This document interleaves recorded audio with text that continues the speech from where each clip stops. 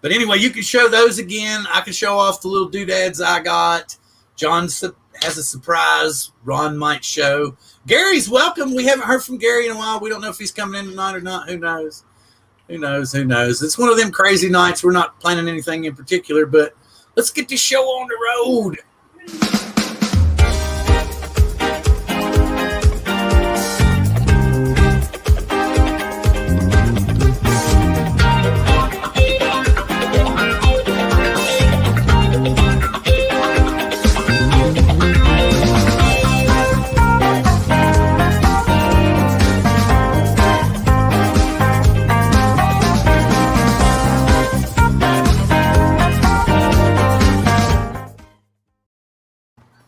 I have to admit, I like that when I'm here till the wife calls. Yeah, right. Yeah. That's a great way to start the show. Welcome, everybody. We got like 8 or 9 people in here. I threw up some quick names real fast. As you can see, it's called Free Flyin. We're just going to kind of shoot from the hip tonight and talk about some stuff that we've talked about in the past, maybe a couple little odds and ends here and there. But first off, I wanted to show everybody this new T-shirt that I got from a good friend of ours who's been on the channel a couple of times. He started out when he was small, but now he's much larger. Thanks to the help of his girlfriend. If you get a chance, get over to his channel and buy some of his merch. So here, see, I love this. Know your roots. Right. It's from off of Kyle and April's channel. He's been on the show a few times. He's a really super cool dude. Flies the Skydio. Plus, he's a fantastic biker. Every race that he's been in this year, like smoked everybody by like 45 seconds. It's good to hear somebody's doing good on a bike this year, because as you all know, I have not done so good on a bike. Oh, look, he's here. He's here. Margarita There he is. Margarita Field reporter Ron Brown is not out in the field. Yep, he's not out. No, I was just down in the kitchen filling the water bottle up. All right, so quick flares. Let me roll through the top here. We got Drone Shots in the house. Was early saying, hey, Bill. Got Hot Rod in Daytona. Got Kenneth McNutt. He was in, kind of talked a little bit in the chat, but he had to leave right when we went live. SoCal Drones in the house, always here. Kenneth said a few more things I know. Got to get the kids at 5:30. Yes, sir, we understand that. Sailor Steve's in the house. Did y'all check out Sailor Steve's new logo? It's a drone and an anchor and like lettering. And I think it's really cool, maybe because I made it. Flight 101. Herman's here. Very cool, very cool. Glad to have you in the house. So Paul Murray's in the house. Good to see you, sir. Ethan Mitchell's here. And Ethan's Drone Shots is saying hi to him. And Hot Rod and Daytona saying, question of the day is, when we colonize Mars, who will determine good morning or good afternoon? What was it that Elon Musk said? He said, well, if you go to Mars, there's a good chance you'll die. So it won't matter anyway. But here's the thing. Isn't there a good chance you'll die anywhere? Well, there's a 100% chance you'll die somewhere. Yeah. Exactly. So maybe he was just being sarcastic. I'm sure he was. Let's see, Bill, you're like 100 milliseconds late. What did I miss there? Art Code Drone Solutions, good to see you. DeMarco's in the house. He's saying hi. Howdy, droners. And wait a minute. I got to go back. This guy's here, and he's talking in the chat now. He's telling everybody, hey, Sergio, the brother that shows. Wait a minute. His other brother's in pain because he got like, was it root canals done today? Oh, yeah. That's not painful. Wait a minute. Did I miss that? Where's Busty FPV? Do I got to scroll back for this? Oh, wait. Here we go. Young Psych is here. Okay. Hello, Young Psych. And DeMarco's here. FSU grad. Flyer, everybody. Good to have. Okay, so everyone's here. Who wants to start? Wait, John Cuppi. Didn't you say? Hang on. Let's do this. Woo. Wait a minute. I got him. And there we go. Look, okay. And you ready for a surprise? Oh, yeah. Are you guys ready for the surprise? Yeah, yes. Let's hear it. All right. Drum roll, please.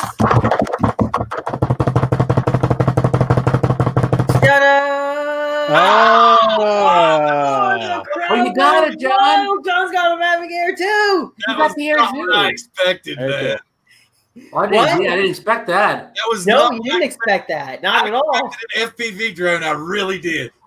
Is that really the Mavic Air 2 one of the clones? Oh no, this is a clone. It's actually got an FPV cam in it, and it's got an analog video transmitter. No, I just punked you guys. Sorry, it's not real. It's not real. No, it is. It's real. Mhm. This is the real deal, guys. What brought this about? This is wait a minute. Okay, I gotta. Well, I gotta say, good friend Paul Murray over on the Canadian Drone Hub. Let's just say he made me a very kind deal on the Fly More bundle that I just couldn't refuse. And two days later, 2 day shipping from UPS, and there we go. I now own the Mavic Air Fly More bundle for a very wonderful deal. Congratulations. And I got my first flight in today, and How'd it go, was John? awesome.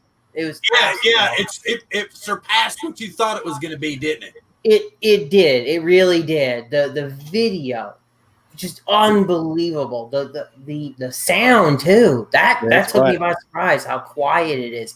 Easily the quietest one. You guys have to remember, I'm coming from the DJI Spark and the original Mavic Pro 1. I've skipped a whole lot of GPS birds up until this point. So How was your transmission signal, John? oh, solid. Very, very solid. I took it decently far out too, just to give it a try. And I will say another thing that majorly impressed me was the AirSense. The thing that tells you when there's an aircraft coming. I had a little helicopter that decided he was gonna, intrude on my flight. I'm just kidding, but I got the pop up. Yeah. Sure enough, it was there. That's super cool, man. You can't beat that. We're getting a question if anybody has built or flown Cinewhoops. Yes. I've flown one or two. Well, Ethan's built Cinewhoops. They were asking about that. Howdy. Good to see you there, JSK Enterprise. Good to see you, Ron Brown. Spider Hank, our man with the editing hand. Good to have you here. Good to see you, RC Fun Diversions. Glad to have everybody in the house. We're up for grabs. It was very cool because John told us he had a surprise, and I had no clue that was a surprise. And that shocked everybody here. I don't think anybody expected me to pull out a Mavic Air 2. Right I've been so against buying it. I've been so on the fence about it and all this other stuff. Sitting here with it. It's definitely a big jump up from your Mavic Pro, I'll tell you that. It's a lot to learn too. So John, are you leaving FPV and going back to camera drones now? I'm going to use the camera drone to enhance his FPV. There you go. I like that. Here he is. The man, the myth, the legend. The man that taught Bardwell everything he knows. I am Rome. Thank you very much. And we're glad to have Mitch in the house. Well, yeah. Paul's a great guy. Big shout out to Paul for there's a really generous offer on this Fly More bundle. So okay, Mike, so did you have the root canal today or yesterday? That's the question. Did you? Wait. John Cuppi, remember, John, you promised to take good care of my baby. I will take good care of him. Borrowing it, I see. Borrowing it. Oh. Yes, you're borrowing it. When he came out of the box, he said, John, you're going to take good care of me, right? Right? No hot rod in sport mode, John. No hot riding in sport mode. Nice and gentle. Nice and gentle. I think Busty wants a wrench. What did you say? She says lots of blue in here. Yeah, I see that. So, but anyway, y'all, okay, good. Move on to the next subject. Ron, do you have anything new and creative and unusual to share with everyone here? I just like John, I have a surprise from our friends over at DJI. Oh, did you get? Oh, yours is here now too, right? Is it the Mavic 3? It may be that new FPV drone that DJI is coming out with, or it could be the Mavic 3 already. Or it could be where we can all see it sitting literally on the table. Or it could be the Yamaha Mobile 4 with a magnetic thingamajiggy on it. Yeah, wait. Yeah, I got to do this. We'll have to do this in a second. Did I do that right? Did I hit the right button? Oh, I hit the right button. Look at that beautiful light gray. Look at the zoom. Look at the zoom. The zoom button. The magnetic thingamajiggy. I haven't even messed with it yet. See, you and Bill bought that, and I was kind of shocked because, like, I don't know what those are really that good for. When I'm going to make a cinematic masterpiece, John. I'm going to amaze you with the smooth fluid ins and outs, and it's just going to be like a flying drone with a 3-axis gimbal. But you didn't show off the cute little bag. I don't think I opened the box enough, Bill. It's underneath. I think it's right underneath the gimbal. Yeah, I haven't. It just arrived not that long ago, so I haven't dug into it. Dueling OM4s. Wait. Here, we're going to do it this way. Let's do it this way. The FedEx man dropped the quick and went.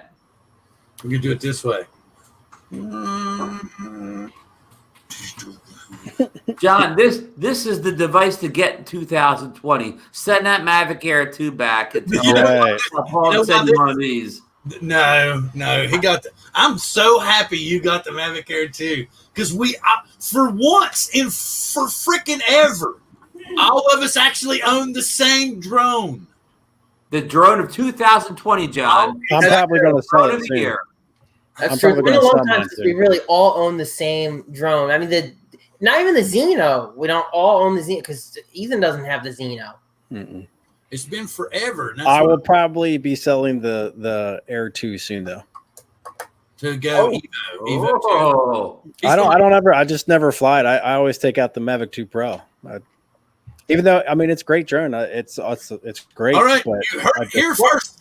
Folks in the chat. That's what Paul did. I mean, that's why Paul sold Ethan Mitchell is going to sell his Mavic Air 2. So everyone, be sure to jump over to Ethan Mitchell's channel, right. Watch his videos, and comment, I want your Mavic Air 2, and start throwing down prices. Right. Maybe he'll get back to you. It could I be have a perfect good Mavic Pro 1 if anyone wants that as well. That's also up for sale. And the DJI Spark. Oh, wait a minute. So now we got to do it before he sells his. What's the Mavic 2 Air Challenge going to be? I don't know. Who can? I like that one. Who could do the best manual orbit around a well-known object in their town? Right, and it has to be manual. Jetpack guy. And not go to jail. Well, we'll have the bail money ready, Bill. We'll have the bail fund ready. I've heard that before. Right.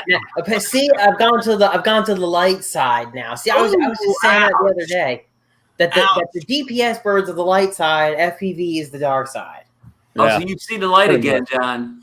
But if DJI comes out with an FPV drone, you can live in both worlds. Ooh.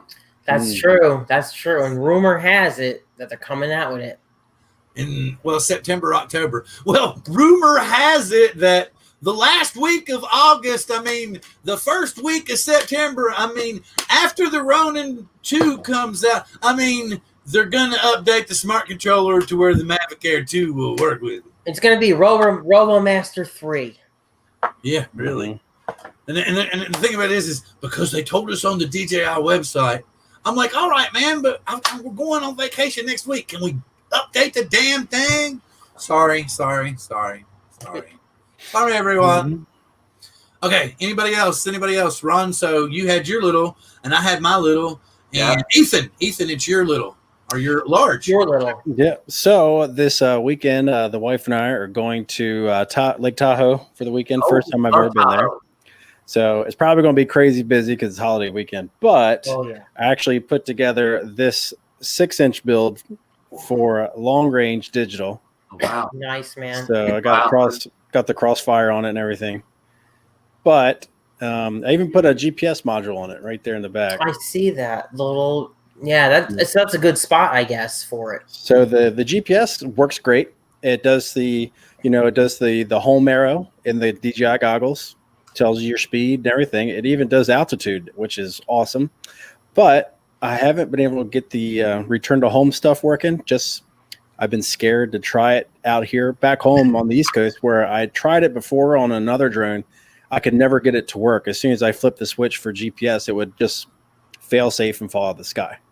So, but hopefully I can read up on it and see if I can get that working because that would be a nice feature to have. So are you on iNav on that bird or BEATAFLIGHT? It's BEATAFLIGHT. I've flown with iNav, and it just doesn't fly very well to me. But. So I feel you on that whole thing with the GPS. I've only gotten to see GPS rescue once, and that's because I have a friend here locally who has a Tyro. I think it's a 129, and it had the GPS rescue, and he flew it out, and he's like, "I'm going to test it right here." I'm like, "Oh, you really want to do that?" And it worked. It worked. It just it's scary because there's no compass on that thing. Do you see this? You see this? Okay. He's saying, do you see why we don't do FPV? Check out my latest video. And here's Matt's response. Oh, no. So he's like, I saw it and almost threw up. And I'm like, now you got me curious, man. Oh no. We're like, oh, God. Okay, Sam Burns got a whole bunch of DJI stuff, and he got the Jet RC Rocket, okay? I recommended the Rocket Plus to him. So the fact that people are getting sick really makes me wonder what happened. Don't tell me sickness? Flew in the water or something. Hey, Mitch, do you have any idea on input on what Ethan's talking about? Because I was mentioning you before we went live about that you might be a go-to place for him to get help with their info. John, I was just curious, like if it wasn't going to work, say it wasn't far enough out, or you didn't have enough satellites. Why is its first reaction to just disarm and just fall out of the sky? It's just weird to me why it would do that. Oh, now see, you can be happy now, ma'am. You have a wrench. What is your favorite toy drone, John? Yeah, John, she's got a question for John. What's my favorite? You're on the firing squad here. What's my favorite toy drone? Oh boy, my favorite toy. I like that. Oh, I love the icon too. The fox with the FPV goggles on. Oh boy, that's pretty cool. I really like that Visual Battle Sharks toy drone. It's that folding drone. You remember that one, right? It's still pretty fun. Still pretty fun. Mm-hmm.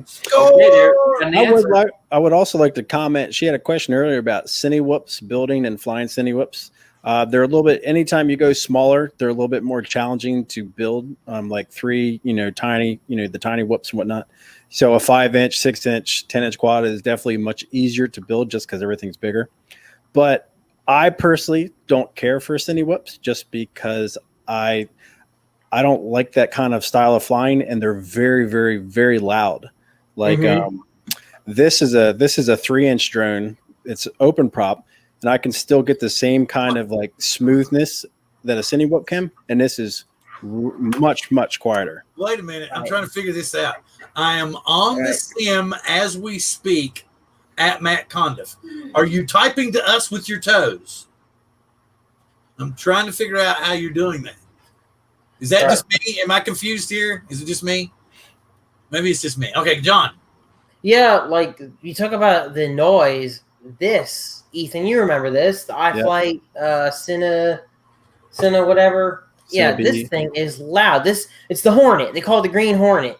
Sounds like hornets, literally. And how loud we talking, John? It's louder than the Mavic. Okay, Ron, you know how many drones I've flown. Yeah. Tons of them. This is easily probably the loudest drone I've ever flown. Oh, wow. That's not even kidding.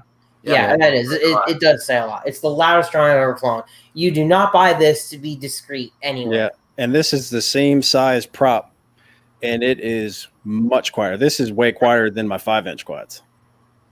Right. You guys see it's actually pretty much the same size prop. Yeah. I think these are... And this will also carry GoPros and action cameras as well, and it's much quieter. Yeah, see, I like the CineWhoop craze is a little overblown. I think there are some really good models out there, but then there's stuff like this, and this is going to be like a meh review, and then I'm probably going to get rid of this thing because I don't like it. I think if you're in a situation where you're flying around somebody, like in proximity to a person, I think that's probably the best, situation for them. But if you don't need that kind of style to fly like that, then I wouldn't. Right, and you just lose so much. You lose so much when you have to deal with that form factor, right? You're not going to be doing any crazy moves or none of that.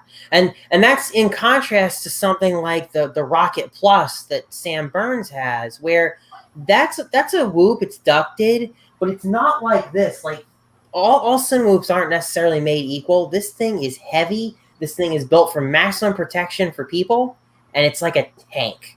Yeah. So, also, they grab the wind. The wind will push that around much more than it will this. Yeah, no kidding. No kidding.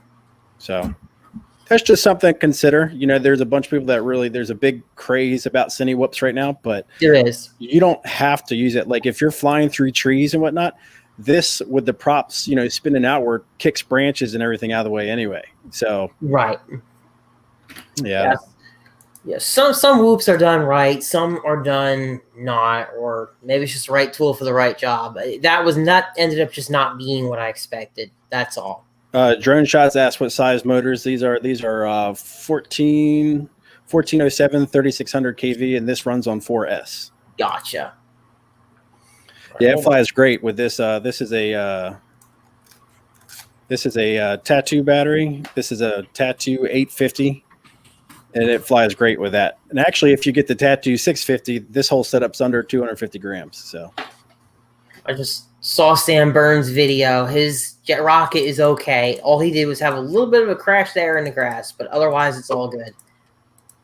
Yep. Left y'all a backdoor message. So, wow. Oh, wait, Ron's playing. What's Ron playing? Have you used it yet, Ron? I just figured out how to undo this thing. What? Oh, you just got it? Yeah, now I can't get it back again. But oh, it's not that hard. There we go. I've got it figured out. I found I kind of figured that it doesn't like high wind. There's USB-A and a USB-C over here. So, So you plug into the USB-C to charge. Oh, thank you for the pro tip. Well, if you look in the rest of the box, the charger is USB-C. We'll get to it someday. Ron, the device is cool and all, but I find myself extremely distracted by what is on your shirt. What is going on there? This is a Jimmy Buffett concert tee from many years ago. Don't you remember when he first came in? I said it's Margaritaville, man. Yeah. Like I know Margaritaville. You're probably too young to know Jimmy Buffett. I like Corona. I know Jimmy Buffett. I've been to his restaurant in Panama City Beach. Ethan knows Corona. Yeah. I was in his restaurant. I don't know if it's still there. They did the whole thing, wasting away again. Well, they had one in Atlantic City, John, but I was in the original one in Key West also. All right, let me do this again real quick, and we'll roll back through and hit some maybe. Happy Lux, we saw you in the house. Good to see you. Sam Burns, good to see you. Ron Brown, good to see you. Fly Zone Drone Quadcopters, glad to have you here, sir. Even if you're in pain, take another pain med and stick with us for a while longer. Matt Cundiff, good to see you here. Switch Fox FPV, watch Nurk. He did it, I think. Nurk did everything first. Another Sam Burns again. Oh, guy in a drone who I've already introduced as Bardwell's mentor, and I don't know. I'm not going to go too deep into that. Ron searching for his last shaker of salt there. So SoCal Drone. Chris Hope came in even though he's tired. We had mentioned Busty FPV. Drone Shots. The Bob Casey, RC Fun Diversions, more old guy in a drone, more Fly Zone quadcopters, more. Okay, we've got some above and beyond drones now. We got some drone psyche in here. We got some Artco drone solutions. But I'll pay the rent on my lips next week. That's about. Is Jimmy Buffett in the chat yet, Bill? No, Sergio came back though. I see Sergio returned, so I have caught everybody up. If not, Ridge Flyer. I'm sorry. Ridge Flyer. Don't forget Ridge Flyer. I got Ridge Flyer in there now. We're good to go, and I will switch back to our more. Now, so now Mitch is the old man Bardwell. You said he taught Bardwell everything Bardwell knows. He is Bardwell's mentor. Bardwell's mentor. Now I forgot what am I? You have a Bardwell nickname for me too. You're the poor man's Bardwell. Poor man's Bardwell. That's right. Poor man's Bardwell. Well, you know, because you're not really poor since I got the Mavic Air 2 now. Though? Oh no, you're not anymore, John. You moved up. You moved up. Today. Okay. I will explain the reason I say this. Bardwell comes on and makes it very clear every night he is there to teach you, but he is also there for the money. John will happily come on and teach you for free, hence being the poor man's Bardwell. Okay, He has all of the knowledge, but because he gives it away and cares about the community so much, he will be a poor man's Bardwell. John gives back to the community. Exactly. That's what I'm trying. I didn't mean it as a hack. I wanted to try to get you to understand that. Bardwell gives back to the community a lot too, and answers a lot of questions for free, though. So don't forget that. Well, plus that's his only source of income, or like what he's developed. So yeah, that's true. I'd be the same way too if that was my only thing. Money. He's gotta make an income. He's got to put food on the table. Yeah, I do not have to put food on the table with my drones. Yeah, because he's taking care of his child that way. That's true. That was why he missed the surprise that night. Remember on the phone? It was because they fell asleep.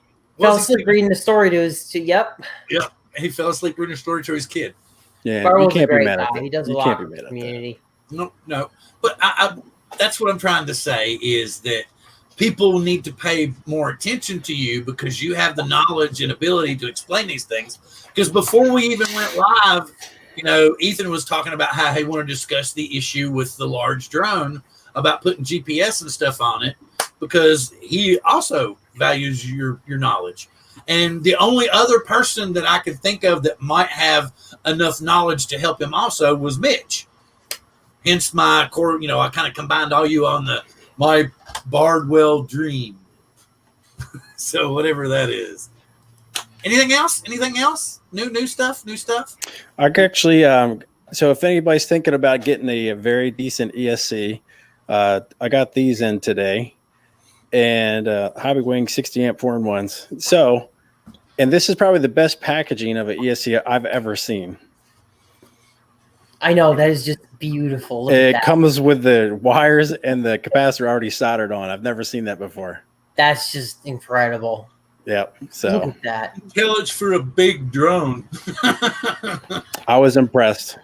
It does. Yeah, they got two of these. They'll be going on the thick. So it's really smart on the manufacturer's part, actually, because them putting that stuff on there just makes one less possible mistake for somebody to make. And you know what? I don't know if anybody's built enough drones. For me, anyway, that capacitor and the main power leads are the hardest things to get right.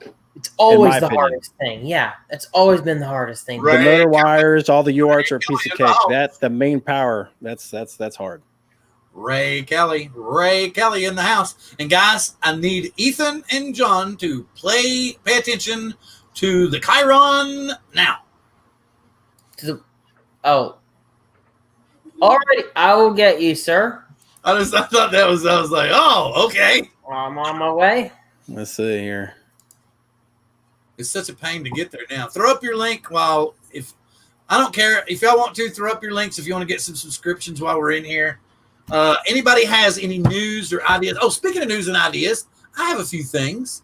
Let's talk about this one first. Let me get the screen share going. We had talked about this in our little chat that we have. Tell me about this, guys, and what all you think this is gonna. Is it gonna have any effect? John and I were talking about. Is it gonna make the drones get more expensive? What do you think? Anything? What's that? Say it again. China bans drones from export list in response to U.S. tech ban. So, Marcus, I asked this on Ron and Marcus's show on Monday night, and Marcus had an interesting comment about it. That he said that he thought it was in relation to drones or technology that might have security in it involved with it. I don't know if I'm saying that right, Ron, but that's what he thought was in relation to. But I think it's in relation to anything that's selling well because of how they're marking everything up. He's saying it doesn't have anything to do with consumer drones. Oh, okay. Then yeah, Marcus would be right then. So it's just your drones. Is that what Jim's saying? So it's just professional drugs. Maybe. I don't know. Okay, Sam's just putting up his link again. He's learning FPV. And if you watch his latest video, it's guaranteed to make you sick in 45 seconds. You're right. You know what? The one thing I've noticed is that watching a bunch of different FPV pilots and actually watching my own footage as I go back and like make stuff, you definitely develop a style over time. And I've definitely know what kind of style I like. And that's really, really different than like some other people. A lot of people like the really, really quick snaps and everything. I'm more of a flowy person. I think the flowy stuff looks better, but it's you might think your stuff looks terrible, but trust me, there would be somebody out there that loves it. So. Yes, and SoCal was talking about another bit of news. But in the meantime, I wanted to share something else that I had gotten because everybody was talking. They talked about on Drone Nation, Marcus, and Ron, and everybody has talked about getting a case for the smart controller. And I actually was on Esty, and I actually found a decent hard shell case for the smart controller by a company called Casematics. So I will show you all this. I'll do me. Let's see. I'll do me. Watch me drop it. And let's see. Wait. Over. Come on. Grab and over. There we go. There we go. And you can see it's Casematics. And then Ron was like, well, can you put the gimbals on and still put it in the case? So that is the question. We'll do this. So you can see. And this case, I found it, like I said, on Esty. It was $35 plus shipping and handling. I think it was like $39 to get it here. It comes with this little wet bag with it too. And you can see the controller fits in there. The foam's really nice. So we'll try it out right here. The only thing I don't like is it's super top heavy. So if you have the lid open, it will tend to topple. Okay.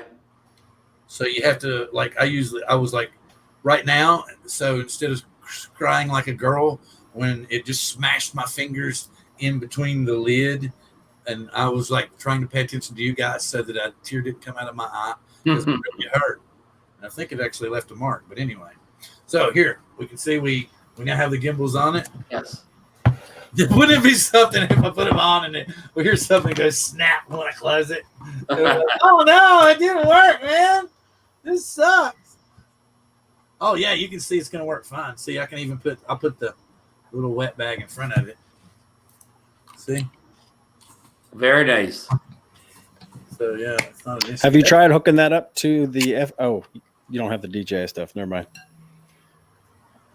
I was thinking that you had the DJI goggles, and I wanted to see what people thought of it being hooked through the smart controller. No, I don't. Like John and I were talking about that. I was thinking, do they have refurbs of the goggles? No, not yet. Yeah, probably not. I'm not going to do that right now, given the nature of goggles needing to be on your face and all that. Okay, and the other thing, I'll do a little bit more in depth about this. Was I had wanted to get. I was tired to have. I love the Skydio. I love the drone, but the case itself is kind of flimsy, and I really wanted a decent hard shell case. And if anybody's seen over on their website, they've got that really badass GPC case, but they want like $219 for it. Wow. So I was like, this is crazy. But then if you go to GPC and you look on their website, it's got $199. So I messaged them. And I'm like, hey, I would rather buy it from you and save $20. And they're like, well, we only make it for Skydio, so you got to buy it from them and pay the extra $30 or whatever. So I was like, I'm not going to spend $230 for a hard shell case. I mean, I'm not going to, unless I'm going to put Inspire or something in it, So I went looking around, and on Amazon, I found one by a company called Skyreet. And here it is. It was $99. Holy cow. We switched dog food, and the dogs are making us pay. Oh, wow. Whew. I need to change the fan to a different direction. $99, and you can see everything sits in here. It's got the beacon, the controller, like 4 batteries. Super, super cool.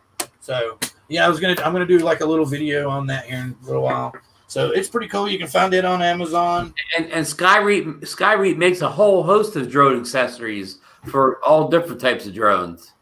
Like what else, Ron? Well, I know I have a couple of their products. I don't know exactly which products I buy them, but I know I've purchased several drone accessories off of them over the last couple of years. And they seem to make a decent product. Like they make the same type of stuff that what's the company that PGY Tech makes? They make sort of a lot of the same type products. Oh, and somebody was talking about, and that was another big news, is the leakage of the GoPro Hero 9 Black. Oh, yes, the 9 with front screen. Yeah, and what did they say? What is it? What is their Hyper Smooth 3.0? Something like that. So it's even another step up, so even better. And the stronger motors to hold the heavier phones that are coming out this fall from like the Fruit Company and other companies. Well, see, that's what I thought was super cool about the OM4. I was like, all right, I can attach that metal holder to the back, and I can just clamp it on. I won't have to take it out of the case and everything. No balancing all the time. But you can't leave it in the case. Oh. You have to take it out of the case. Okay. Sam Burns, Ethan Mitchell has a question. Sam Burns has a question for you. Okay, go ahead. Go and read that off for us. He was asking about on the smart controller, how to connect the FPV goggles to it, so you can use the smart controller as an external monitor, or you can outport the signal via HDMI to a TV, or you can upload to your computer through a video capture card. And I believe once you do the firmware and everything's up to date, I believe it's just connecting the goggles to the USB-C port to the smart controller on the USB-A port. I believe that's all. What is it saying? USB to USB-C on the goggles, and Ethan's saying USB-C to USB-A. Okay, and Mitch is taking off on us. He turned into a pumpkin. Thank you, Mitch, for coming in. Good night, old guy in a drone, as Ron was saying to you. We'll say that. Thank you very much. Anything? Yes, and they were talking about this is the next one. Or was it? Was that what they said? Maybe. Where is it? There it is. What do y'all think of this one? Get off of there. Oh, okay. That's a big story. Well, here's my big thing. Amazon, did you bother asking people if they want packages delivered by drone? Well, I mean, UPS has already been approved, so. Yeah. Right, and so there's one other company. FedEx, maybe? FedEx, maybe. So I knew that Amazon was a third, but here's my thing. Who wants their packages delivered by drone? I mean, that drone it's going to deliver what? 4 2-pound packages at the best? Mm-hmm. It's not going to deliver anything big. I mean, it's probably going to be right in line with their Amazon Prime Now stuff. You know what I mean? It'll have its own app. It'll only be limited to certain items of a certain size and under a certain weight. Well, yeah, it'll have to be. It'll have to be something that they can get from like some kind of distribution center nearby. So real quick, I want to answer SoCal Drone's question. It says, why is it that when I film in 4K 30 on the Osmo Action, render it in 4K 30, but it posts in YouTube 1080p on YouTube? So if you exported it in 4K, the frame rate doesn't really matter. But if you export it in 4K and you upload it to YouTube in 4K, if you view it on YouTube on a computer, it will be in 4K. If you're watching it on a mobile device, it'll be in 1080p. Yeah, YouTube hasn't outputted to mobile devices 4K yet. True. And actually, if you notice recently, because of all the live streaming done online now because of the virus, whatnot, YouTube has defaulted the entire apps on all phones to 420p. So that's why you can change it to 4K or to 1080, but it's default now on all mobile devices like 420. And as soon as you don't pay attention, then they change it back to the lower res on you. Like, I constantly and that's 1080p on my iPad. Now, if you're connected to Wi-Fi through your mobile device, it should default to 1080. But if you're using data, cellular data, it's going to default to 420 right now. My iPad Air 3 is almost always on the house Wi-Fi here, and it constantly tries to put it back from 1080p down to a lower resolution. Right. Yeah. They're trying to basically decrease the bandwidth of everything right now because everybody's, streaming classrooms and all that stuff, meetings and everything. So I watched somebody's video and they have the Evo 2 Pro 6K. I'm watching a video and thinking, this doesn't look that good. And then I check it and it's 360. It's 360. Right. Well, no wonder. Then I go wait and rewatch my 5K iMac upstairs. Yeah. It's interesting though. HDR videos are still in HDR, but they res them down, but they're still in HDR, so you still get that really colorful pop. Did you see? I posted this. I think all over the place in Apple's. I guess in the new iOS or some piece of Apple software is in the fall. One of the upgrades is going to cater more to HDR. Yeah.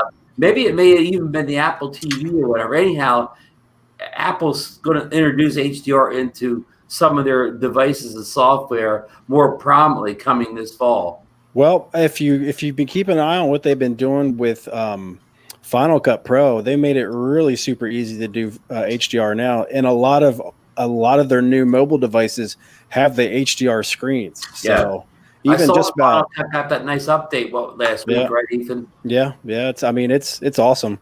I mean, it makes me want to shoot in RAW now because it's got a special feature where it makes editing RAW really easy. Wow. Oh, so you're saying Final Cut just had an update? Yeah. Yeah. Like, 2 weeks ago. Free update. Yep. Yeah. That just kills me that it's just an Apple product. Well, guess what? It was free. Right. And you got a lot for your money there, right? Oh yeah. I mean, I've been using Final Cut Pro for probably 8 years now, and I've bought it once. I think I'd be over that $300 if I was paying monthly for Adobe Premiere. You would. Well, I finally canceled Adobe, and they gave it to me free until October, which is okay. But it's like Ethan loves to remind me that Final Cut is an Apple product. It's like I've got this metaphoric bunch of balloons, and he's like, Final Cut Pro, Final Cut Pro, Final Cut Pro. Well, nothing against the other ones. It's just the one that I know. I mean, I think DaVinci and the Premiere are just as good. It's just what I know how to use. So. Yeah. Well, I don't think that they're as extensive on the HDR stuff. I mean, DaVinci might be. Premiere should, or Adobe DaVinci should be. Premiere's on the ball at all the HDR stuff too. Yeah, I think DaVinci actually has the best HDR features because I think you can even edit in Dolby Vision if you pay the right license in DaVinci. I don't think you can do that in Final Cut or Premiere. Makes sense. But if anybody's interested, if anybody has an Apple and they're interested in getting say After Effects, whatnot, well, Apple has got Apple Motion, which is just like After Effects, and I actually watch After Effects videos to learn how to do stuff in Apple Motion because they're so similar. Cool. Sweet. All right, man. Awesome.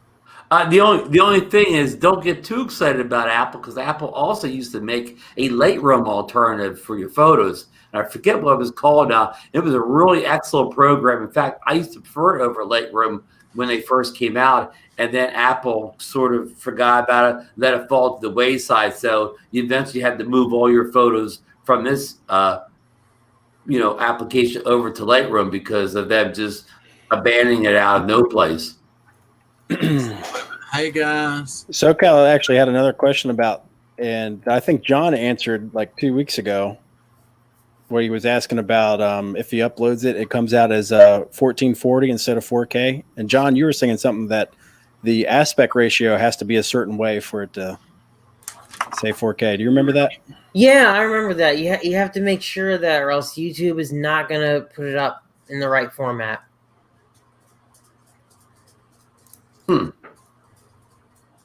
Hey, John, did you see Marcus sent you a little note there? He said, John Cuppi, don't get mad at me, but I have MGX B20 coming from Banggood with the electronic image stabilization on it. I'm not gonna be mad at you, but well, what can I say? What can I say? Did you watch Quad 101's review of the Bugs 20? The thing is, you have to fly it so slow. You have to put it in slow mode to get the electronic image stabilization. That if you're flying up high like at 100 feet or something, it doesn't look like you're moving. I mean, you really got to fly like 30 feet off the ground to show any motion. I was not impressed with it for 2020. No, the price. I tell you what, the Banggood price for it is actually not. It's not great, but not terrible. But the Amazon prices of like $200, $250, they got something. I don't know. They're smoking something strong to put it up for that price. Amazon. We're talking about a drone that has no stabilized gimbal at all for $250. Hey, Hot Rod Daytona put a comment in me. So, Ron, how does my Evo 6 compare to the Mavic 2 Pro? Hot Rod released about a minute or 2 minute clip. He's located in Florida. He flew the Evo 6K through some palm trees out over the water, and the colors, the detail, just looked outstanding on it. It kind of makes you want to run out and get a Evo 2 Pro from that little clip. And also, some people are excited about the Evo 2 Pro because it does it live streams down better than the DJI drones. Very interesting.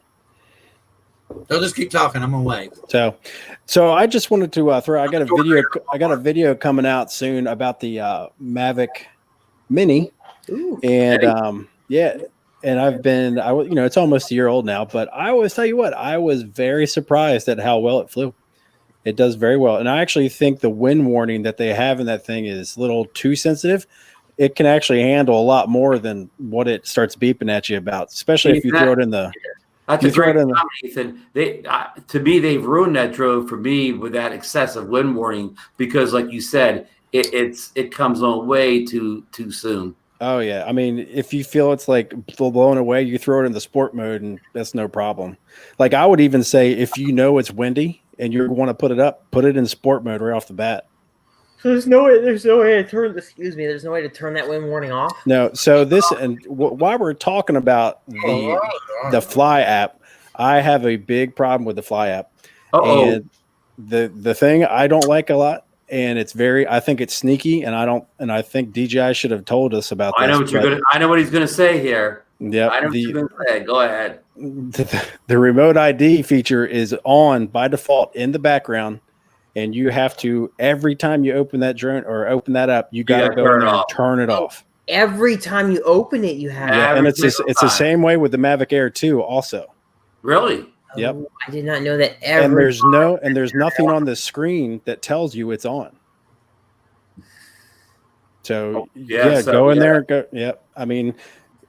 I think it's a cool feature to have because that feature's on the DJI Go 4 app too, but it's not default to be on. Mm-hmm. So I think they should have told people about that because you could be out there broadcasting your location, not even knowing about it. Correct. From what I heard, I don't know if you guys know about no limit drones, but that's what kind of unlocks these things, helps you get away from DJI's official app if you want to. I do believe they're working on something for the Air too, so could be interesting for the future. Well, Kenneth was telling me that like No Limit Drones, you can use it with the Mavic Mini, and he gave me those keys that we never gave away. And he's like, "Well, let's try it out and see what it'll do." That's right. You can use it with the Mavic Mini, and that you can't use it with the Air 2 yet because they're still working on that. But V2. Probably about the No Limit Drones is supposed to support it. Probably about the time the smart controller updates. Well, I have No Limit Drones, and I still can't use the features that I want to on the Mavic 2 Pro. So I haven't installed it yet. The only thing that I would use it for is to get rid of the no fly zone stuff, and they haven't gotten that part unlocked yet. So Yep. Have you guys been seeing a lot of people are flying? I think it's the Mini with the Litchi app now. I don't think it's officially. Oh yeah. But some people have it working. Yeah, I've heard some people are doing that. Also, if anybody's interested or anybody familiar with Litchi, Litchi has a beta version available for the Mavic Mini, and it unlocks a ton of features on the Mini. It's got tracking. It's got almost just like a spotlight mode. If anybody's used spotlight mode on the Mavic Air 2, it's got that, and it works great. You can change camera profiles, and if you turn the sharpness and the contrast all the way down, the image looks great. It's not over sharpened anymore. You can even get 1080p 60 with Litchi. I was hoping we were talking about that in our chat. You've gotten the 1080-60. Is that how you did it? Yeah, and it looks good. I thought you could get 1080-60 with the Mini now. In the Fly app, it's capped out at 30. Ethan, I was hoping for DNP photos from the Litchi app for the Mini. Yeah, I did check. It's just JPEGs only, not RAW. You think we'll ever see DNGs on the Mini? Maybe. I mean, Litchi could definitely do it.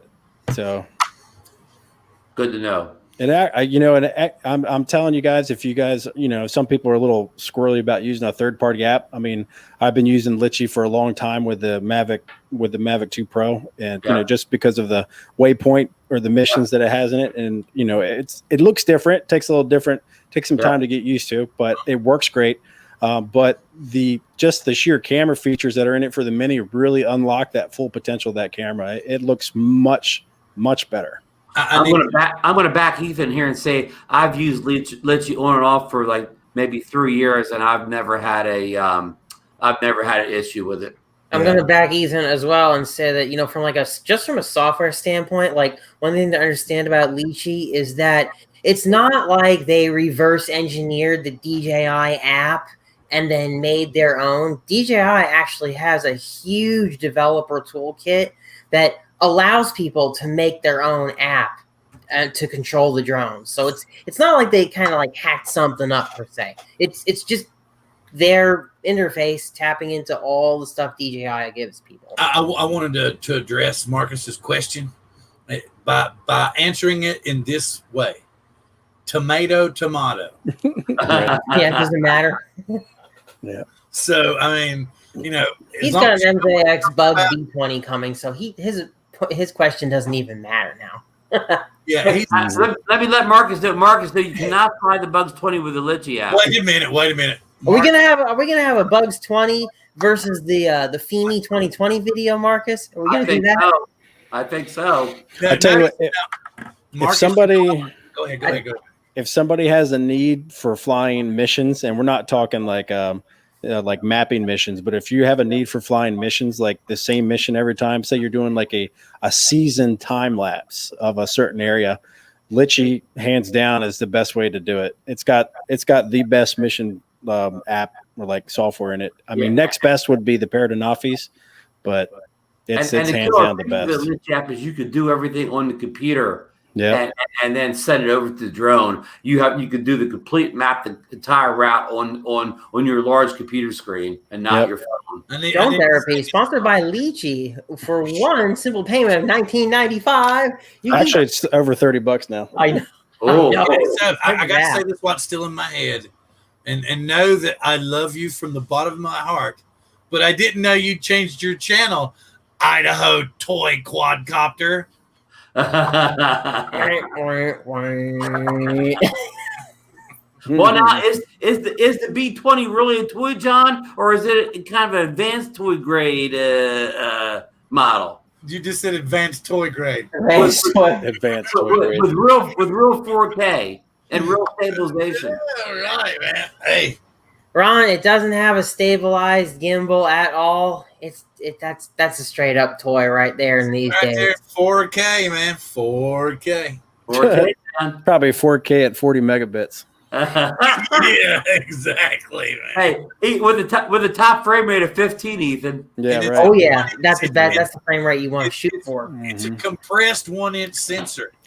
I tell you what, though, and I think the biggest thing that I really didn't like the Mavic Air or the Mavic Mini right at the get-go is that, like, our modern cameras today, have a better 4K than that does. And the sensor in this is smaller. So that's the only, I mean, but other than that, I was very impressed by the Mini. If anybody's thinking about picking one up, because, you know, you don't really want to spend over $500, then yeah, I would say that the Nafi's camera is better, like substantially better. And you have a ton more features, but I can't deny how well the Mini flies and how well the connection is. It's really good. So, the Mini didn't even have a way to adjust TV. The Mini was on the air too. I didn't understand a word you all said. We all just talked at the same time. I'm asking Ethan to clarify. So you're keeping the Mini but selling the Air too? I'm actually going to sell them both. Oh, I'm keeping the Nafi and I'm keeping the Mavic 2 Pro. Okay. Yeah. Because how about the Evo 2 Pro? I'm still on the fence about picking that up. I've been talking to Ken about that, and you know, just I want to get the feel for, you know, if the 10-bit is really 10-bit, and you know how well the log is, and like if I can get it to do what I want it to do. Exactly. You know. Right. Good. What do you want it to do? I just want it to look good, and I want it to be good quality. I want it, so if I'm going to shell out that kind of money, I want it to be better image quality than my Mavic 2 Pro. Right. Exactly. And that's a tall order because the Mavic 2 Pro, I mean, I know everybody loves the Mavic Air 2, but the Mavic 2 Pro's image is better. So.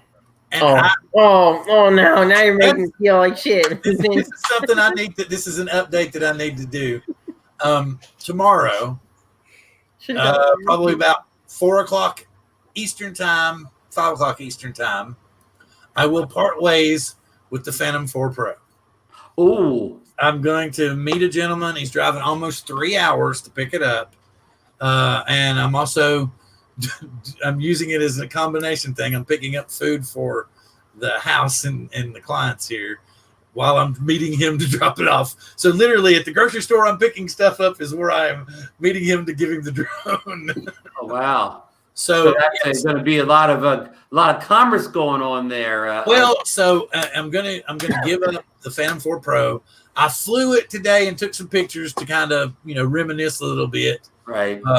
And it still shoots a great picture, but the whole point is I guess where DJI has upped the game since then, it just seems very flat or very lackluster. I mean, the picture is still crisp, the quality is still fantastic.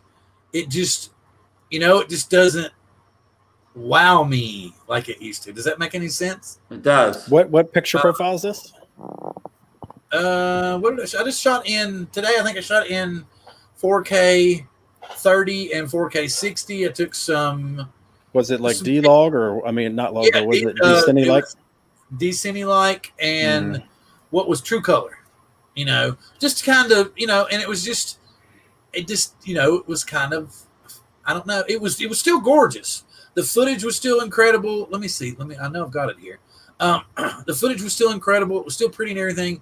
It just, I don't know, it just didn't seem to have that wow factor like the Mavic 2 Pro, and it doesn't make any sense, does it? Well, I mean, the Mavic 2 Pro has got a much better sensor on it. So, and the picture profiles are more refined for image quality, like D-Log and HLG. They're going to have better colors straight out. Now, for people that are interested in this kind of stuff, the natural profile of the Mavic 2 Pro, I don't care for at all. I've never cared for any of DJI's natural color profiles. I think a Nafi's is better in that regard. Even the Skydio, I think it's got a better straight out of camera natural look to it. But that's just me. I just, you know. See, but I mean, it's gorgeous. It takes a phenomenal picture. You know, there's a lot of detail there.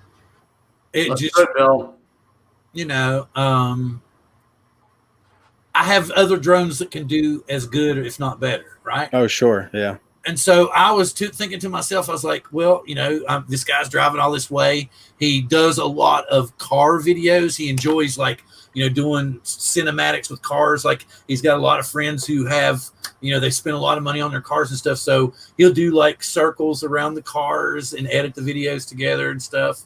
So this is going to be perfect for him because he can do some 4K 60 and then cut it down. Yep. So he's going to be able to do a lot of stuff with this. So, and he's getting a good deal. And it's already a 4-year-old drone. A lot of people don't realize that, but it's already 4 years old. Wow, that is amazing. It came out in 2016, and so I'm just like, it's sitting in a box, wasting away. I tend to fly the Skydio right now, the Mavic Air 2, and that's pretty much what I've been flying. But Bill, if I remember correctly, the Phantom 4 Pro and the Mavic 1 came out within like a month or two of each other in the fall of 2016. Yeah, exactly. Yeah, and because it was so funny because I got the Phantom 4 Pro because that was what Billy started his channel with. Remember?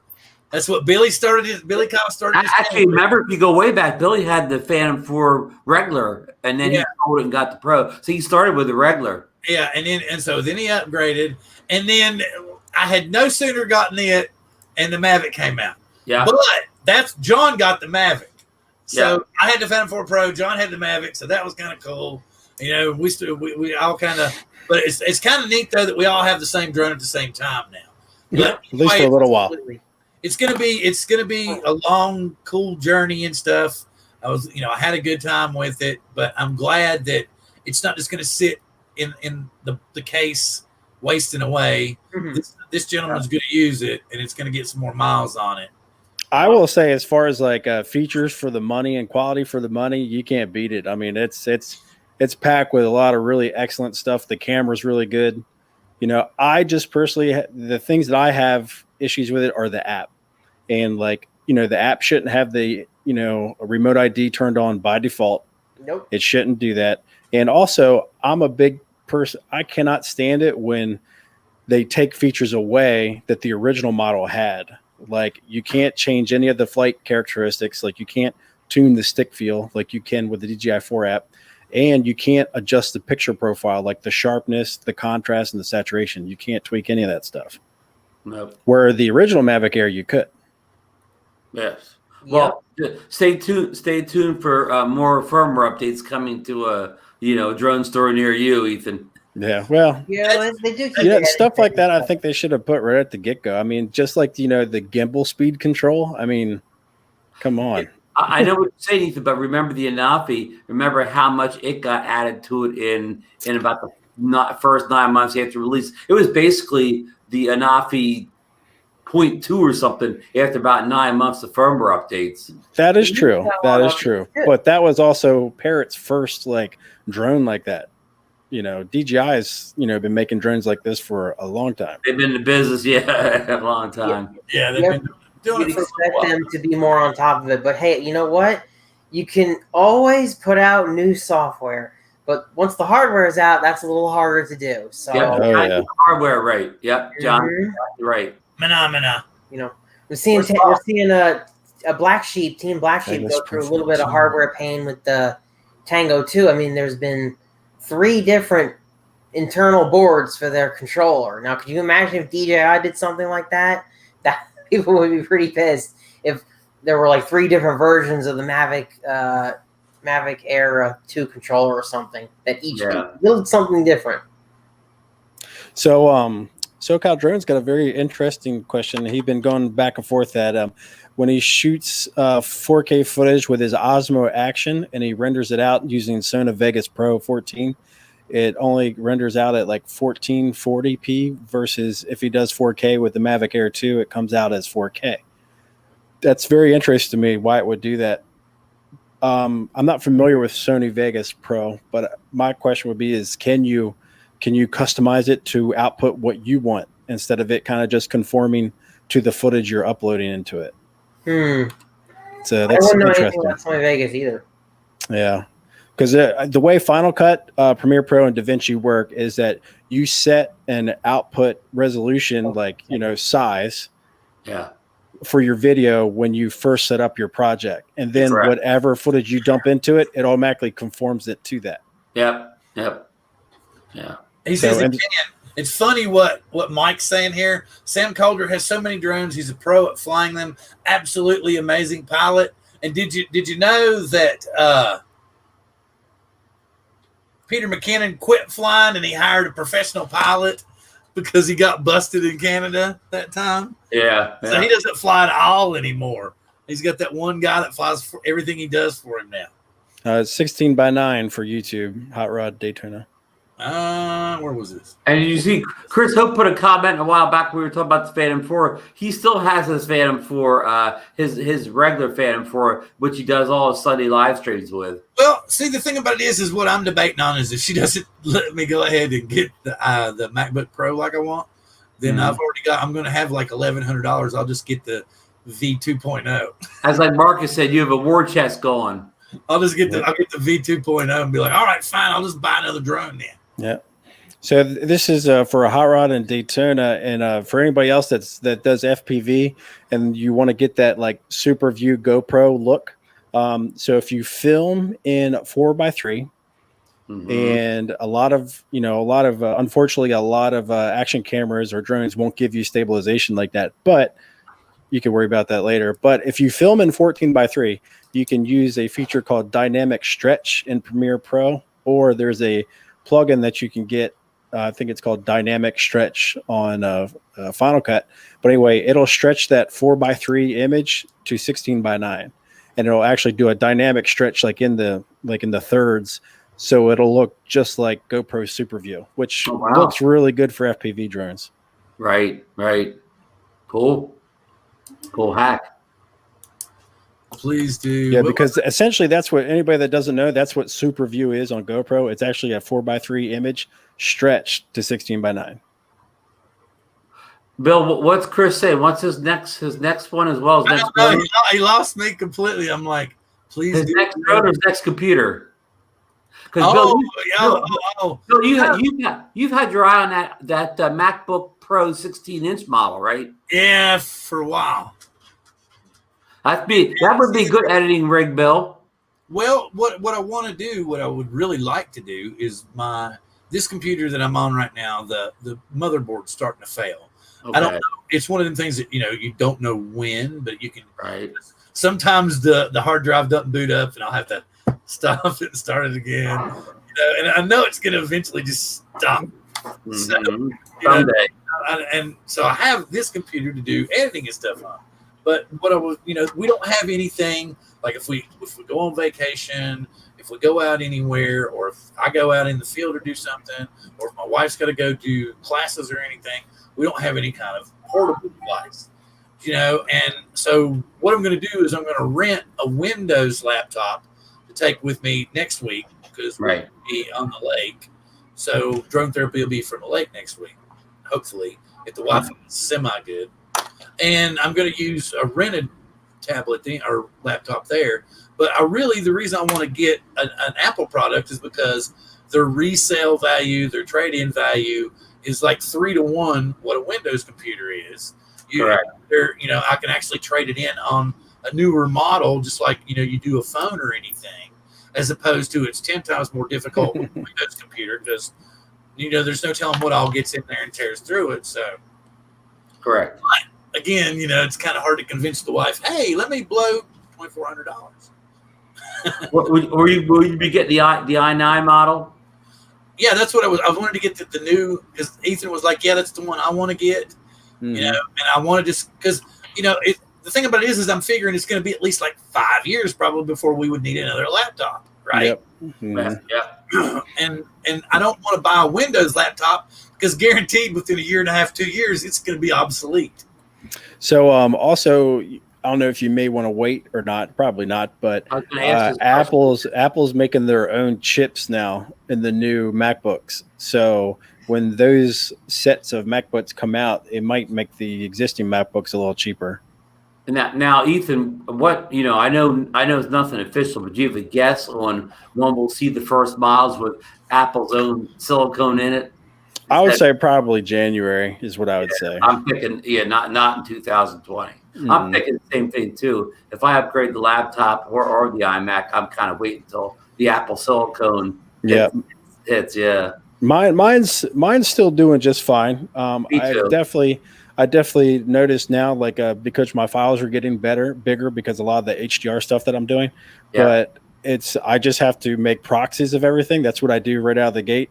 And everything moves fine, it just, the initial upload and conversion of proxies takes a couple hours, but after that's done, I could sail right through it just fine.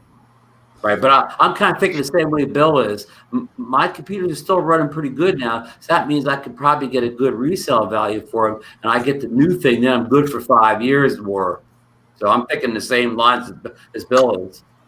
Well, see, that's what I'm thinking, because, like I said, we got a little. I bought her like a Dell combo tablet laptop deal, right? Right. And it's already it just locked up.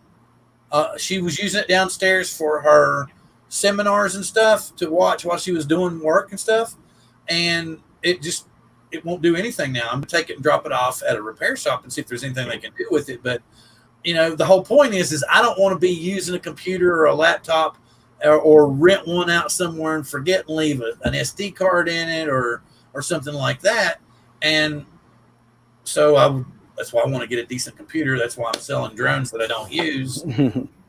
Yeah, I tell you what, so my experience with, I've had PCs for a long time, and it wasn't until I was actually in college that I actually went through like 5 laptops in 2 semesters because they were just crashing left and right, whatever. And my younger brothers at the time both had MacBook Pros because they're in graphics designing and whatnot. And and I saw how well theirs lasted. Theirs has been lasting a long time. So I was like, you know what? I'm going to save up the money. I'm just going to get a MacBook Pro. And I still have that. That's from 2010, and it still runs just fine. But I've got a newer one now that's got more specs for editing video, but I've never had any issues with them since. So Ethan, I bought like sometime in the 80s. I bought like the little, I guess the little Mac, like the little one with the 9-inch screen on it and the thing in the front, like they're all one. And I bet you I had that thing over 20 years, and I sold it still to somebody working. Yeah. Wow. They'll give you $180 trade in on a 4. I was looking because I was considering going ahead and getting the 5. Everybody says get the 5. Yeah. And I looked to see traded in, and it was still $180. And I was like, wow. Yeah. Oh, yeah. So basically, that's almost half off. So yeah. I'm still debating about it, but I'm really hoping that DJI will go ahead and update the damn smart controller. So, yeah. And everybody's like, gives me crap about Apple. Actually, I've had MacBooks for way longer than I've had iPhones. The iPhone I just recently switched over within the last 2 years. And the only reason I got Apple is because when I started doing YouTube videos, the Apple apps work way better with drones than they did with my Android phone. And the screen recording always works, where the screen recording would always fail me on my Android phone. And then just ever since then, I've just had the Apple phone. But for the longest time, I had an Android because, they had, expandable memory. They were waterproof first, but the drone apps just didn't work well with the Androids at the time. I'm sure they're fine now. But did you all see what's going on in the chat? Because SoCal was talking to you about the issues with how the frame. Okay, so our resident film guru, Frank Spider Hank, is in here. The guy that does all the Star Wars editing stuff and everything. Yeah. The filmer program that runs with all that stuff and everything. So he's he's like, yeah, I need to see what you're doing. What's going on here? Wait, let me see. Yeah. So it sounds like it's similar to like Final Cut or Premiere, where you set your export settings. And so it shouldn't matter what you throw in there. It's just going to output it like that. But if you export a YouTube or a 4K sized video to YouTube, it'll play it back in 4K. Even if it's not 4K, it'll play it back in 4K. I'm trying to figure out what Jody's talking about. He says, somewhere along the lines, it's outputting a 1080p video. Oh, he's talking about the other build. Maybe Metro is what he's talking about. Yeah. Well, I'm talking to me. I'm talking to Bill from Metro Drones. Okay, wait a minute. He's saying that. Okay, here's the thing, Hot Rod. I really want to use Final Cut Pro. So, are you suggesting it would do better with a MacBook Air or a MacBook Pro? An Air's just not got the power. It's just like, yeah, it won't have the graphics power, and it's just kind of like, Apple Light. Yeah. Well, I mean, like my wife has got a MacBook Air, and I mean, for everything that she does, it works great. It'll do video streaming, do everything just fine. Yeah, if you don't editing video is very, very power. Like you need a lot of horsepower for that kind of stuff. But you do to a build that if you bought like a iPad Pro, it can cut through 4K 60 just as well as most laptops can. Yeah, but see the thing I would really like, because there's so many. You got SD card slots and stuff you can bring in. You've got like the one I'm looking at, it's got a terabyte SSD drive. Oh yeah, it's definitely better. It's a definitely better option. I'm just saying on the cheap. Because she's like okay, because we're getting older, and so she's basically like, you need to quit farting around and actually try to do something if you're going to do this. So what I want to do is go ahead and get my Skydio, get my 107. I'm going to go ahead and finally use it and get my 107, and I want to get the Skydio 2 with those enterprise skills, so that I can do home surveys and I can do like the heat sensing surveys and stuff, because a lot of these houses around here has got all these rich people wanting to know where their heat pump's losing heat and all this crap, and then I go tell the company, say, hey, you can rent me out for X amount of dollars. I got a machine that'll show where the leaks are coming from, what's going on, or I can send the Skydio in the house and it'll scan the house, and send it over to the insurance company, yada, yada, yada. So that's the route I'm probably going to go. Right. That's but good. I also want to be able to do like the higher end photo work or video work. I've always wanted to do stuff like that, even if it has that, 70s nowhere to it or whatever that people say that I always do. Somebody's going to want it, hopefully. So. And then plus I like to do photography work too. I take some good pictures and stuff. Hey, Bill, you got to have your own style, buddy. So go with it. Yep. Let's see here. Somebody had a question. Flyzone drone quadcopters had a question about tablets. I don't know that much about Android tablets, but if I were to have to say, one of the newer Galaxy tablets would probably fine. You don't need so if you're connecting to any drone that's got its own remote, the transmitter is going to be in that, so you don't have to have that from the tablet. Your tablet's just got to be able to process the app, run the app quickly. Wait a minute, here we go. How much? Here you go, Mike. iPad Mini 4, $220. Yeah. Going once. Anyway, but there it is. You said you could afford it. That's $220. iPad Mini 4. I can only get 184 trade-in. Oh. Yeah, and also like if you have, it also depends on what you're doing in the app. Like I know in the Litchi app, if you're doing any kind of tracking or any kind of like object tracking in the Litchi app, you got to have a really fast tablet or fast phone for it to do it, because it's doing everything in the app, and it's basically getting data from the drone, makes the corrections in the app, then sends the data back to the drone to make the adjustments. So it's a little different than the way the DJI app works. Mm-hmm. So you need a lot more processing power if you're doing that tracking stuff with Litchi. Mm-hmm. Okay. That's a good point, Ethan. Very good point. Yeah, I think when you're using the DJI apps, the way they got it set up is all that stuff's done in the drone. So it's super smooth when it's tracking and doing all that stuff.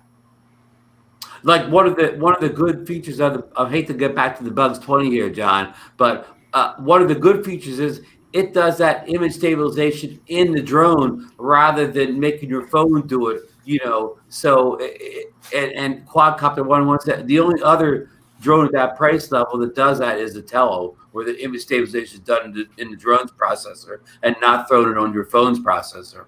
Right. Here's something that I saw. It was on Drone DJ. I thought would be cool to share.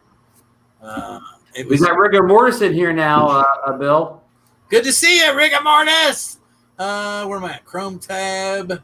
We got a little Drone DJ. Oh, Ronnie B stopped in too. See, Disney patent shows off drones being used in live performances. Oh, wow. It looks like a fan style. That's what I'm trying to figure out, how that's possible. I guess it has to do with now where basically that gets us back to where we were. So if an Amazon drone falls out of the sky and hits somebody in the head and they die, what happens? I'm willing to bet they're going to have parachutes on them. Mm-hmm. I'm willing to bet Something to that. help stop the fall. Okay, Yeah. but we all know that things like that still fail, or it very well could deploy, get hung up in the props, and still fail. So Bill, happens? what happens? So what happens is Amazon's insurance company pays off the family of the victim many millions of dollars. Yep.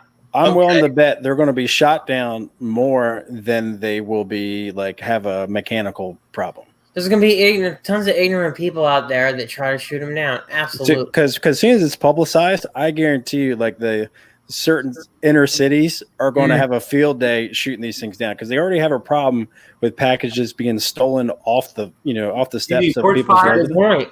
Yeah. These things, now that they know if they see one fly by, just pull out a shotgun and it's coming down. I mean, I think they're going to have a field Well, day. do you think DJI will eventually load the drones with like some kind of defense system of their own?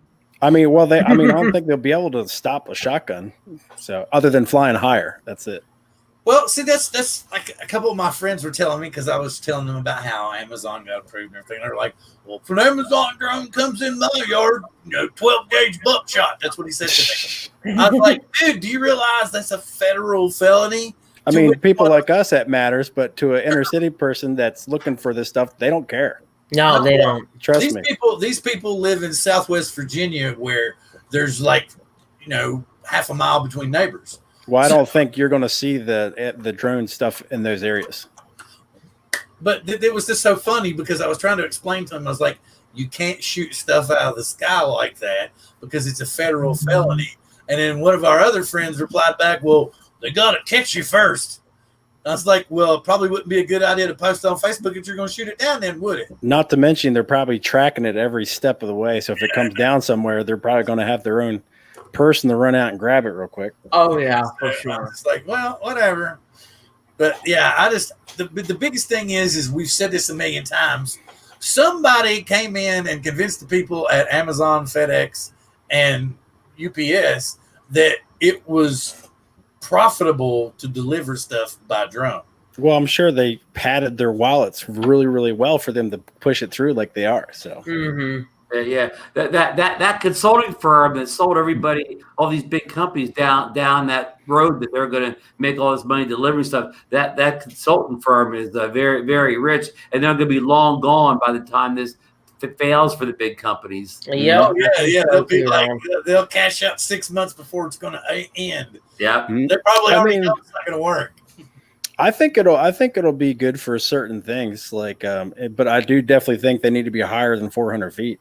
It has a limited scope at the end of the day. I think there's a very limited scope for this. Yeah. I just don't see it as being profitable, period. I just don't. It's going to be more hassle than it's worth. You're going to have, because I don't care how fantastic the AI is, it's going to mess up. And then you're going to have somebody manually take control. You're going to have to pray that the signal's good enough for him to manually take control. So, yeah, and the thing is, it's kind of fixing a problem. It's not all that broken. The delivery of Amazon packages nowadays works pretty well. Most people get their packages in 2-3 days already. I mean, so they're not fixing something that's terribly broken. Yeah, and the thing that's funny about it is this particular situation we're in has pushed everybody to depend upon these agencies even more on the ground. Right. And they have had no issues whatsoever. Right, and I was just thinking about Ron's question. He asked, what happens when, or was it your question, Bill? What happens when an Amazon drone crashes on someone's head? Bill's question. All right, even if it doesn't crash on someone's head, the very first time an Amazon drone crashes or goes down anywhere, in someone's yard, in the street, on a car, anything, it's going to be in the news. Oh yeah, just like all of our hobby incidents are in the news, and right. they're just going to get decimated over and over and over again from drone incidents because they're going to happen. We're going to be able to jump up on a soapbox and go, "We didn't damage any cars, we didn't take any lives, and y'all kicked us out of the sky." Well, unfortunately, I don't think that's going to matter then they're going to see a drone as a drone. Not if it's one of us or an Amazon drone. It's not going to make a difference to regular people. Well, by that time, we're already going to be so neutered in the sky anyway. They're not going to be able to point the finger at us. I still don't worry about it too much. So I'll be breaking the law anyway. So he's admitting he's going against the law. Breaking the law. Mm-hmm. We got to play that song. Yeah, really, we get in trouble for that. But as soon as I think you'll see. Saying breaking the law. It's going to be really bad when one comes down in traffic and causes an accident. That's going to be bad. Yeah, and another point too, when one does come down and crash, it won't be the one delivering like a box of cereal. It'll be the one like delivering Bill's $2,400 16-inch iMac or whatever. Not his, but it'll be delivering some real expensive item rather than some $10 item or below. That's what's gonna be. It's gonna. What if it delivers? What's gonna happen if somebody programs it wrong and it delivers said $2,400 laptop to the wrong address and sets the box down and flies away? Yeah, they'll have to eat it. And in the meantime, Bill gets a box of cereal instead of his 20. I ordered surf cereal and I got a MacBook Pro. Mm-hmm. And to answer Rigor Morris's comment, and that's why I'm getting rid of a lot of my DJI stuff. Oh. Yeah, if he's getting rid of DJI stuff, I'm getting more DJI. Yes, you missed it, Rigor Mortis. John now has a Mavic Air 2 and this DJI stuff doesn't have a connection, so. That's true. The DJI FPV system has no connection to the mothership. No connection to the mothership. The only time it connects to the mothership is when you need to activate an air unit or you need to activate the goggles for the first time. But I bet their DJI FPV drone will. I'm willing to bet it will.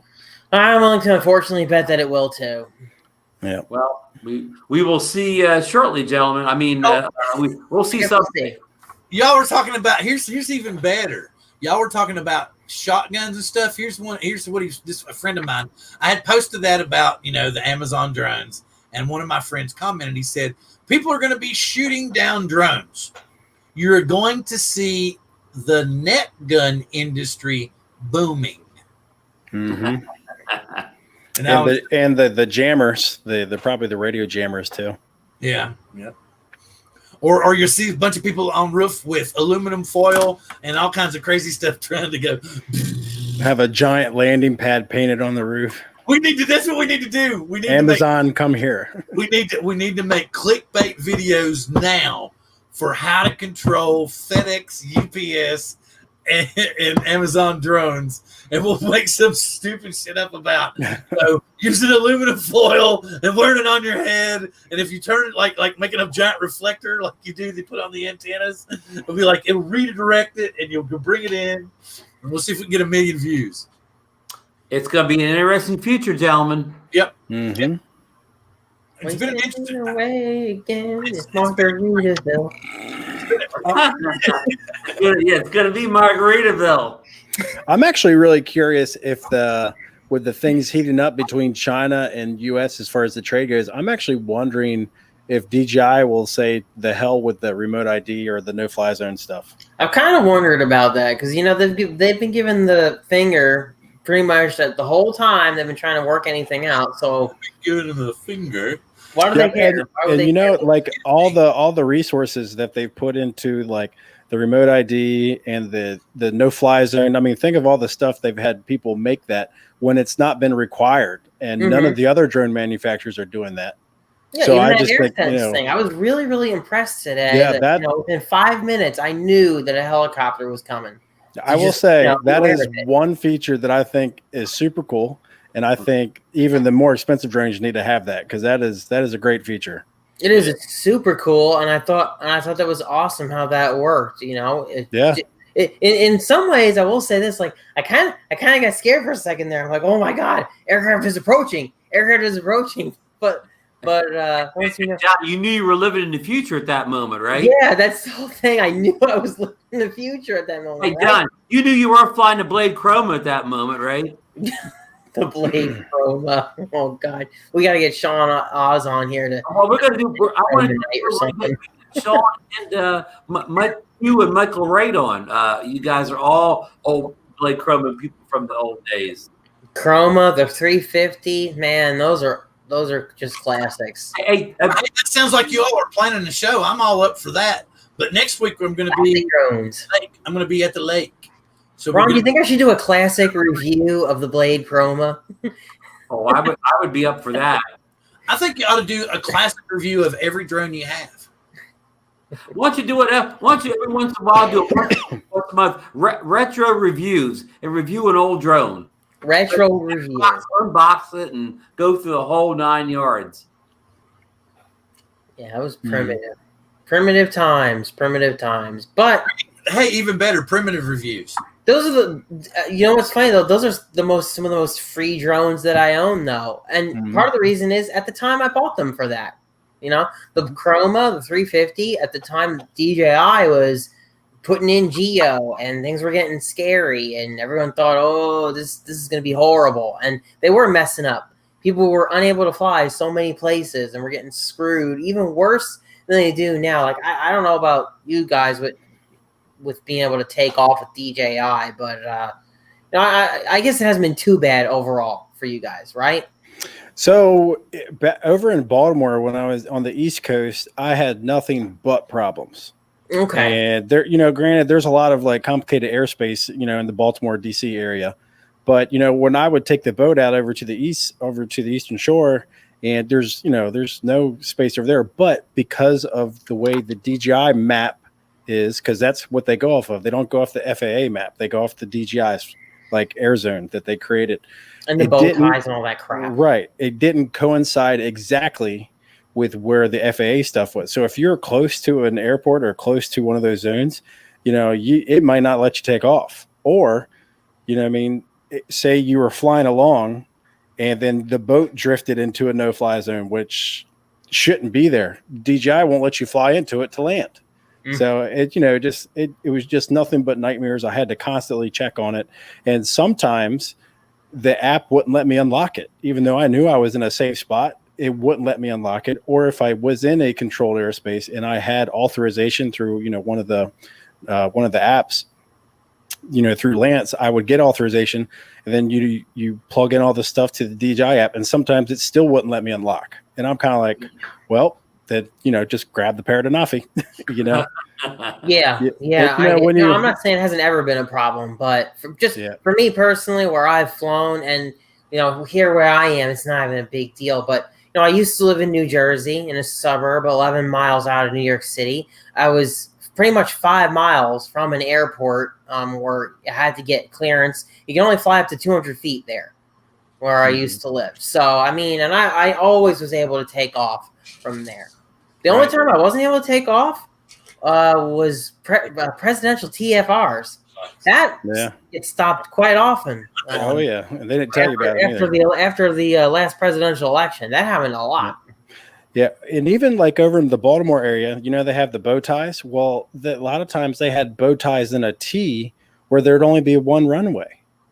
So, you know, there should only be one bow tie. You know, now over here on the West Coast in California, I have had zero problems. It's all been exactly lined up with what the FAA says. So I don't know if it's just this area is updated more frequently than the East Coast. I don't know, but just, you know, the sheer fact that I'm choosing to fly a DJI drone, that I even have to deal with that nonsense, really puts a bad taste in my mouth. And the only reason I fly is because it's got a great camera. That's it. That's the main reason. It's got a great camera. It's got a great downlink. But other than that, yeah, I'm with you on that one. And Ethan, you look at it from more of somebody who uses a drone in more of a professional respect. A real pure hobbyist may appreciate the fact that the drone is letting them know they're not supposed to fly in a certain area. Oh, sure. I mean, I really think like for a beginner drone or somebody that knows nothing about drones, nothing about airspace, I think going with a DJI product, you're going to have a really good experience. It flies great. The footage looks awesome, nice and smooth. The drone does exactly what you tell it to do. And also, it's not going to let you get in trouble by, you know, flying in a spot you shouldn't be in. Right. So if you're not really aware of everything you should be aware of, it will help you out. Right. Yeah.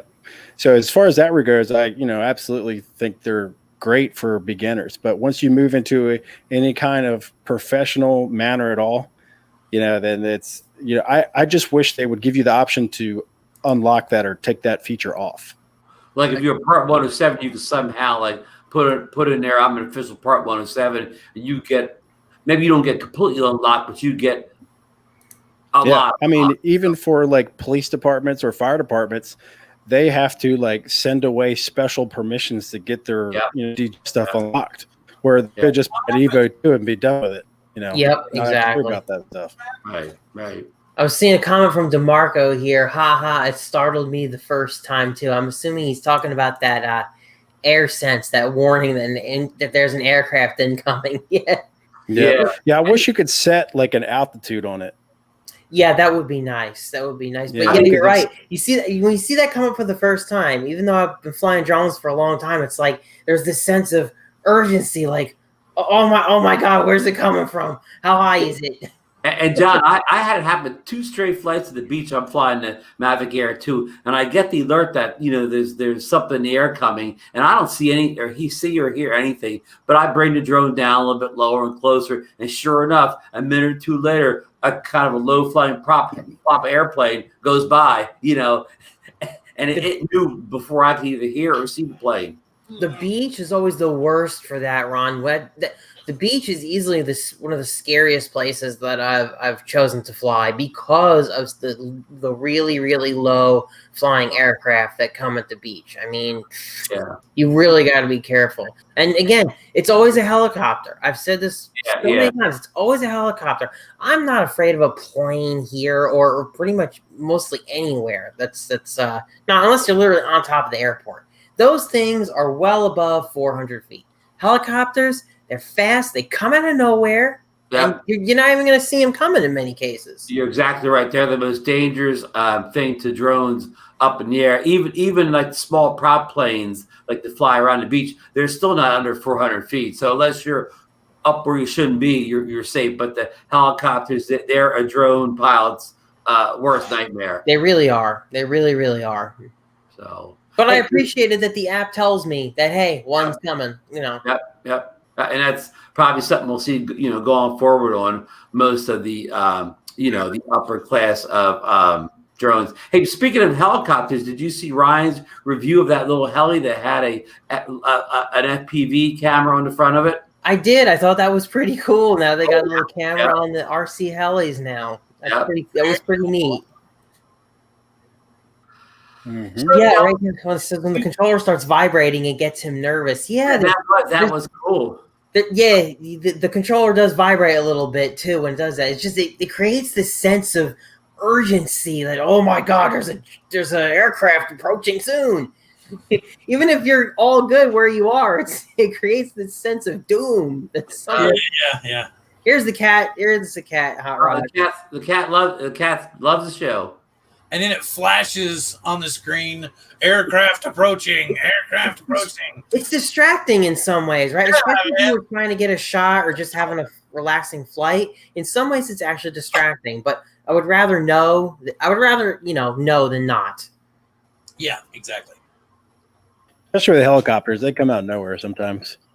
Yep, not just sometimes. More often than not, in my case. Oh, but the FAA said they're about to start popping down on them too. Oh, really? Yeah, because they've said.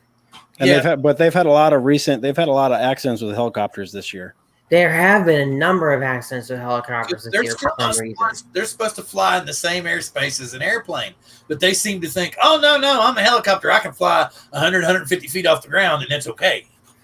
Yeah, those guys are constantly doing whatever the hell they want to do. And I don't know airspace rules and all that. I don't know if they're literally allowed to, quote unquote, break the rules and go down low. I mean, I literally don't know what their rules are. So it's like they're allowed to do like the renegade drone pilots up there. Yeah, right. Or some guy in a jetpack. Or some guy in a jetpack. I mean, at 3,000 feet. You never know what's going on. Well, there was a good point that was brought up earlier too. Was okay. How much fuel is it going to take to get from the ground to 3,000 feet, and then have enough fuel to land? So What kind of jetpack is it? That's what I'm saying. Unless there's a new, because usually they only have like about 8 to 10 minutes worth of fuel. So you figure it's going to probably take that 8 to 10 minutes to get to 3,000 feet. What the hell are you going to let? Maybe a parachute? No, paramotors. I tell you what, paramotors. I've seen people go really high with paramotors, so I can tell you it's possible. Like above the clouds, man, above the clouds. Yeah, but you would have to. You would see the parasail. You've seen the parasail, so it's not a paramotor, right? Okay, so but what you're saying? Maybe it is possible. I don't know. What I listened to the conversations amongst the pilots. It sure seemed like they were awful specific about what they saw and where it was. Like he even said it's about 300 yards out. Like he was really specific about what he said he saw. So I don't know. So it was either Tony Stark or what's the other guy's name? What's the other guy's name that he gave the suit to? Oh God, I can't remember his name. War Machine. Yeah, War Machine. Yeah, I just watched it the other day. I should know this stuff. Ron, hey Ron, can you answer that question for where was it? Fly Zone drone.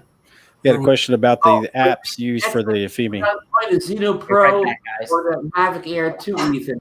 He was asking how the apps are going to run on the. He's looking at a iPad Air, one of the newer ones. Oh, the big iPad Air. Well, the iPad Air, the iPad Air 3 has the same processor chip as the iPad Pros do, so it'll run any of those apps. It's as powerful as the flagship phones from Apple, so they'll have no issue with any of them with the iPad Air 3, which is the current one. And the rumors strongly say an iPad Air 4 is coming out in the fall. So I don't know if you want to wait for the newer model, because the newer model will probably be the same price as the one it's replacing and have a faster processor. So if you're thinking about the Air, if you already have the Air 3, fine. But if you're thinking about getting it, wait a month or two and just get the 4 at the same price. Mm-hmm. Or make sure they're giving you a really good deal on it. Exactly. But the Air 3 will run all those apps. Again, it has the same processor as the iPad Pros have in it. Cool. Super cool. Well, I can see that John is not with us now, but I know that we are beyond our usual witching hour. And Ron, didn't you say that you were going to take next week off, you think?